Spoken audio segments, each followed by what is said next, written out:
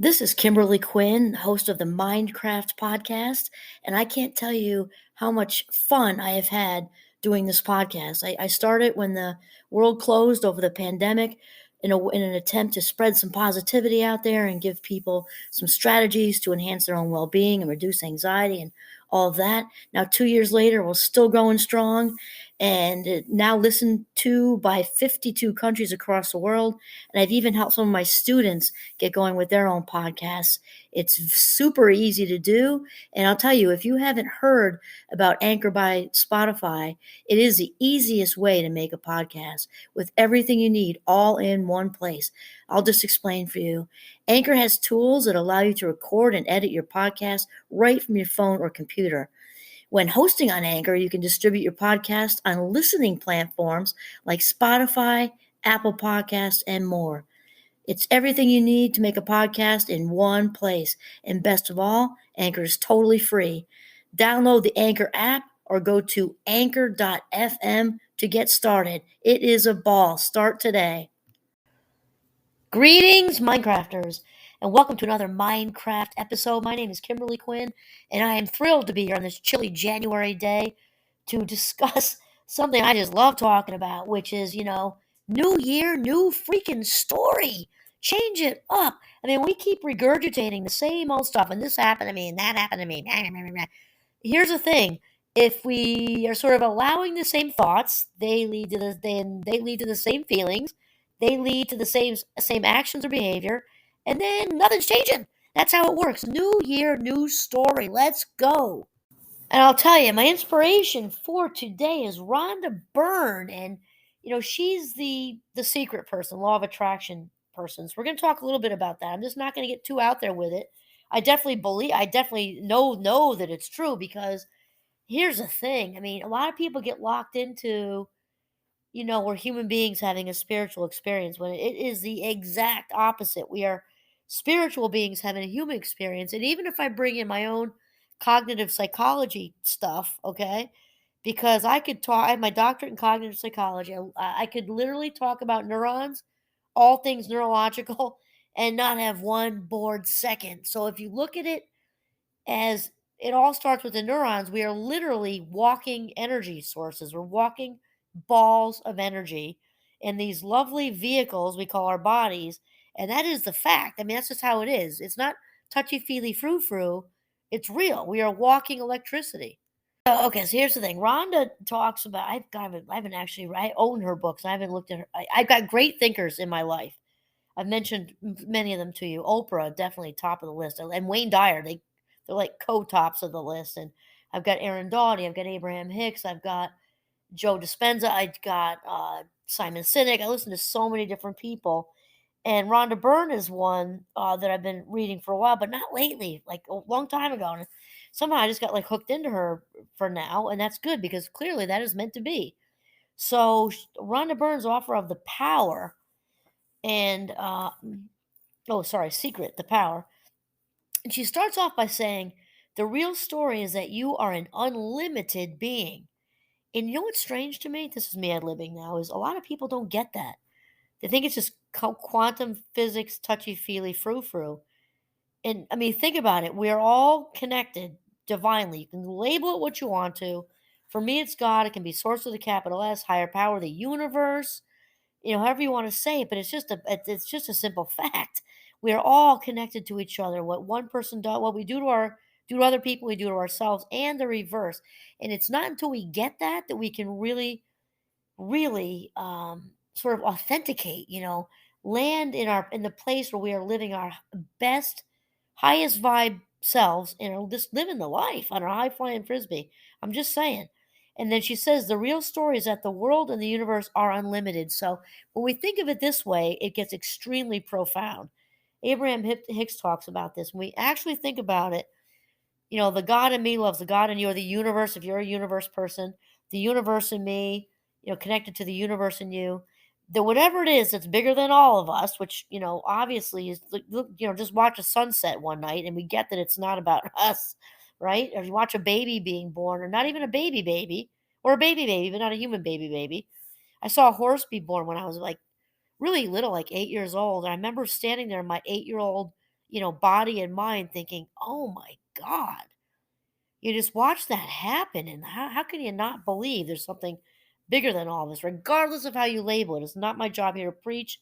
I don't even like people like that. So, anyway, here we go. Okay, the source that's bigger than us, the higher power, universe, whatever, literally creates worlds. So when we think of that, think of tapping into that source. It's like the biggest generator you can possibly find. It's infinite. So then Rhonda says there are worlds and possibilities that you cannot see, but all of them exist. You have to start telling a different story. That's what we're talking about, a different story. We all have one. You've heard mine, right? The backstory: two alcoholic parents, lots of mental illness, lots of dysfunction, lots of abuse, violence, all kinds of stuff. And the thing is, at a certain point, they also say in the 12 step programs, at a certain point, the addict or alcoholic, I guess it's all addicts, will say, I'm sick and tired of being sick and tired. Like, I'm sick of listening to myself. Never mind the poor souls around you. And it just gets old and tired, and it's time to change it up. And only when we change the hard drive is the external going to change? Are we going to invite and attract new people into our lives, new circumstances, new travel, new everything into our lives? That only happens when we change what's in the hard drive, what's in the vault. So she says you have to start telling the story of your amazing life, because whatever story you tell, good or bad, the law of attraction must make sure you receive it, and it will be the story of your life. So, since I really don't like to bring up negative anything, I will say on the non-positive side of this, because the law of attraction is a thing. Like, you hear in layperson's terms, oh, well, she was putting that out there, he was putting that out there, or whatever, whatever. You can, in fact, okay, here's an example. You can tell when somebody walks in the room if they have self-esteem issues. You can tell by how they're walking. It's an energy thing. Opposite of that is you can tell, and there's a whole middle, because that life doesn't happen in like black and white polarized things like that. Somebody can walk in with so much charisma, they have the world by the ass. They don't even open their mouth, and you're believing what they say, which isn't always a good thing. But I'm just saying, when they've got that authentic vibe going on, it's a showstopper. People just stop and listen. They're glowing, they're glistening, they got the world by the ass. So this is what we're talking about, is changing what's in the hard drive. So on the non-positive end, we know the story, and oh, this happened to me in 1976, and then again in 1985, and then 2 weeks ago. No one cares. Here's the thing: is no one cares. Do you have to work it out? Do you have to talk about it in the beginning when something happens? Of course you do. To feel is to heal. To share is to care. We got to do all that stuff. I don't usually talk in bumper sticker, but we do have to do all that stuff. But when it's like, decade 2, 3, 4, that's when the chapter, needed to be closed a long time ago. So my example is with the non-positive, with the codependent person. They're not doing any work on the hard drive. They're just into whining, and how come he did that? And he did that to me, and he stood me up, and and he's going to change for me. That's the big line. Here's the big news: no one changes for anybody. You change yourself, and that's it. So the only person we have control over is us. So they might even be hit, in an abusive situation, and then I broke up with him, and then they've broken up with 15 of this same guy, and then they think, okay, it's going to be different, and then lo and behold, another bad apple shows up at the doorstep wearing a different outfit. Well, of course he did, because you have not changed what you're putting out there. You've not changed your story. It's the same old thing. So when we say that in a positive sense, change that hard drive, realize our own value and our own self-worth, set the bar higher for the people we are allowing, and the word is allow, into our lives, selectively cherry pick who's on our first string, our second string, our third string, get rid of the bench because we don't want them anyway. And this is what we're talking about. Okay, I forget if I said this right, so we're just going to reiterate. So she says, there are worlds and possibilities that you cannot see, but all of them exist. You have to start telling a different story. You have to start telling the story of your amazing life, because whatever story you tell, good or bad, the law of attraction must make sure you receive it, and it will be the story of your life. So we got to rewrite the script. People don't get, they think they're just, I don't know, like, they get the golden Wonka ticket, and you're the lucky one, or you get the shit ticket, and your life is gonna suck. And that's a lot of people think that. Oh, I'm just like, you're being led around like you're like a marionette, and the whole universe is pulling your strings. That's not how it works. We are at the strings. We are the ones pulling our own marionette. We're the captains of our ship, and that's how it works. So she says, Rhonda says, imagine and feel whatever you want, and those will be the pictures you receive back in your life. Give love as much as you can and feel as good as you can, and the force of love will surround you with people, circumstances, and events that you love. You can be whatever you want. I'm going to say that again. You can be whatever you want. You can do whatever you want. You can have whatever you want. And the only thing I'm going to interject there, which Wayne Dyer, one of my absolute all-time favorites, would interject. All that's true. You can be whoever you want, have whatever you want, all that, everything, travel wherever you want, all that stuff. As long as we don't interfere with anyone else doing the same thing. That's the universal rule. We are following our authentic path. We cannot interfere with anybody else's authentic path. That is the rule. We can be our best selves. Okay, so here's the thing. Rhonda talks about feel it like you've already got it, like you've already got it. That is so key to manifest your heart's desire. First of all, it's got to be authentic. It's not about just picturing a bicycle and it's going to land in the yard. We're not talking about that. We're talking about your authentic path, knowing that whatever your authentic heart's desire is also going to benefit the world in some way. And that's what we're talking about. And to feel it, see it, believe it, so that when it actually happens, you're not surprised. You're grateful. You're oozing gratitude out of every orifice of your body. You're super grateful because that's how the universe knows you're in receptive mode. Like you're grateful for all these little things, therefore I'm going to send you more. We're not grateful for the little things. Why should the universe send you more? So we're oozing gratitude just out of every pore of our body, right? But the thing is, you've got to feel it as if you already own it, like whatever it is that's going to happen to you. I don't mean own as in material thing, but you own the new job, the new promotion, the travel, the house, the kids, the partner, whatever, that you've, as if it's already happened, because this comes down to knowing your own value. If you don't believe you deserve abundance, it is not going to come your way. That's it. It just isn't. You've got to believe and put it out there that you deserve it. And then the abundance will come your way. We also need to give ourselves, okay, with that, we got to give ourselves permission for the abundance to land on our laps and also rid ourselves of any guilt. Because if you feel like, oh, if I take two pieces of pizza and everybody else only got one, then I should feel guilty because I took a second one. Well, yeah, if that's a real pizza party, then yes, you should, because you were selfish. You took two and you didn't ask anybody. If you ask them all and they don't want a second piece and you do, well, go ahead, fine. But here's the thing with the universe is it's unlimited. There's unlimited pizza. So there is the guilt. You want to eradicate the guilt. That is such a huge manifestation blocker for people that they don't get because they think, people with lots of money are assholes. Well, that's not always true. And if you think people with money are have to be assholes and bad people, well, guess what's not coming to you? Lots of money. I mean, it's just true. And look at it this way: the more money you have, the more you can give away. I mean, Oprah talks about this a lot. Really, the whole purpose of money is to be able to love each other more. I mean, as far as action goes, obviously, the best things in life are free. Very cliche, but we all know that. Hugs and kisses and conversation and walks in the woods and all that stuff. All that is better than anything you can buy in a store. We know that. What she means is, I think, is that the more money that comes in, you can, in the world, you can do stuff. You can give it away. You can, like Oprah started the school for girls in South Africa. That's like a really big level. I don't mean that everybody has to do that. But even I was watching a TED talk not long ago where the regular guy riding his bike to work in Ireland was riding by a bunch of homeless people. And he started buying socks at the Ireland's equivalent of Walmart and putting them in Ziploc bags and passing them out. I mean, that's like we are unlimited as to what we can do with this. Okay, I got to reel myself in. I get off on a tangent. All right. So then Rhonda asks, what do you love and what do you want? Those are really good questions to ask. What do you love about your life? What do you want out of your life, right? So Rhonda says, let go of anything you don't love about your life story and just keep the things you love. Okay, I love that. Let go of anything you don't love about your life story.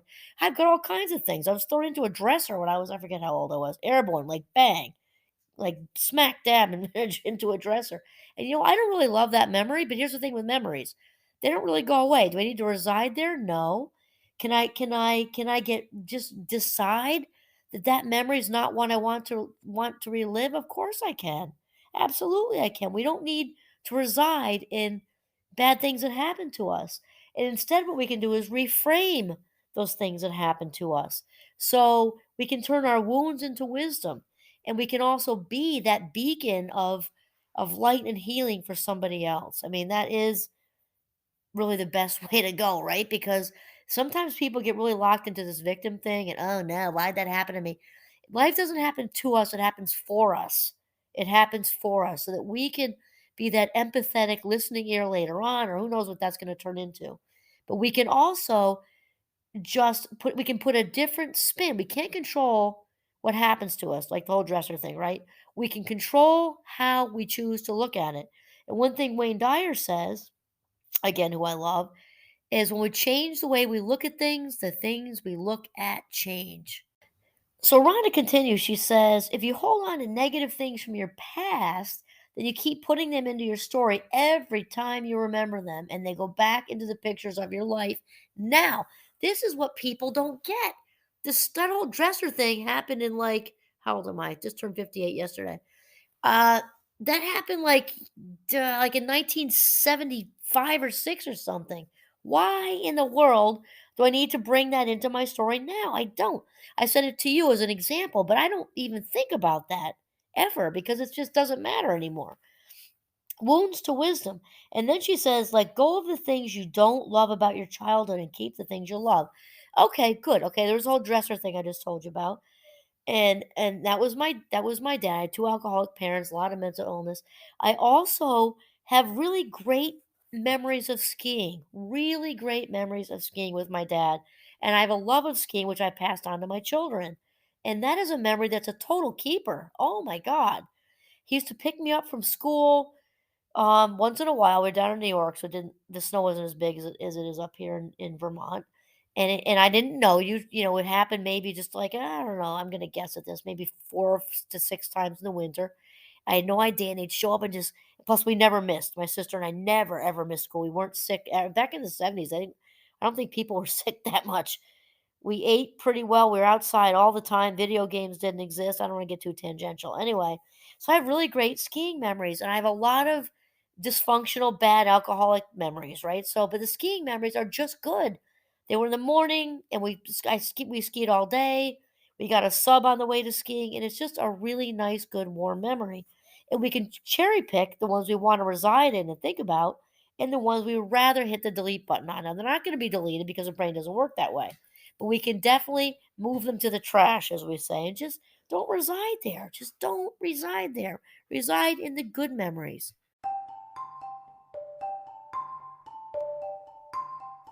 And so Rhonda says, let go of the things you don't love about your childhood and keep the things you love. That's just what I'm saying about the skiing memories. Same person, okay? And I keep the skiing memories because I like that one.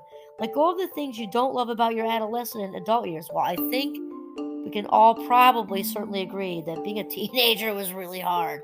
I mean, it's got its, you know, good memories. The dances, well, I guess that depends. I shouldn't use that as an example, I guess, because that can bring a lot of pain with it too. But there are some good memories with being a teenager, and there's certainly, I think it's one of the hardest times of life, honestly. It's just so tough.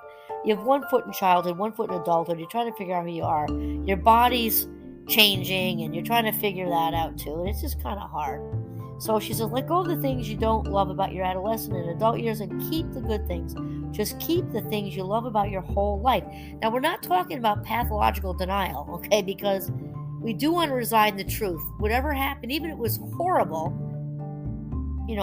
example dresser thing, that happened. Like, to deny that happening would be pathological because that's the truth. We don't want to we're not denying the truth. We're just choosing to acknowledge whatever it was, feel, heal, validate, process, the whole thing, and then shift out of there to a much better, like, higher ground, to a much better place is what we're talking about.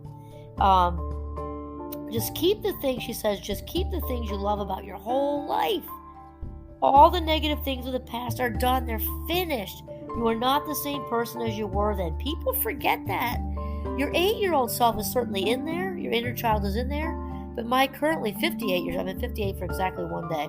My 58-year-old self is not the same person as I was at 8. She's in there, but she's different. She's stronger now. She knows that she's protected. She knows that she can't be hurt anymore. She knows that these people who are dysfunctional and doing their best, okay, with all their shame and everything else, that they do not have any power over her anymore. She knows that. And this is so important to really get. So she says, so why keep putting them in your story if they make you feel bad? So kind of we're talking about editing. Edit your story. We're not saying get rid of, because that isn't healthy. Just compartmentalize. I can't really say that very well. So just sift through, keep what you want, leave the rest. You don't have to dig negative things out of you from the past. You just don't have to tell this story anymore. Sometimes people think it's like, I don't know, like a Purple Heart or something. Oh, what I went through when I was 10. Okay, now you're 50, so you need to get over it. And it doesn't mean that to invalidate, because it's important to validate. It's just important to close the chapter, It kind of like when I run around talking about this stuff, various colleges and universities or whatever, and I'll share something, and I'm very clear that it's kind of like the skeleton without the meat. It's just bones. So I can talk about my childhood because it helps other people, not because I need to blame anybody. I'm decades past that at this point. It's just like it's just bones. So I share with people because it might help them. But it's very, very important that we don't, I guess, to identify with our story as if it's part of our bone marrow or something, because it really isn't. It's over. And if we got into how memories change, that'll be a whole nother episode. But the past is over. It's done. So then Rhonda says, just don't put these memories in your story anymore. Leave them where they are in a box in your brain attic and change your story. This is a brand new year, new story, brand new you. This is Kimberly Quinn signing off from the beautiful and chilly Northern Vermont. Have a mindful, brand new day.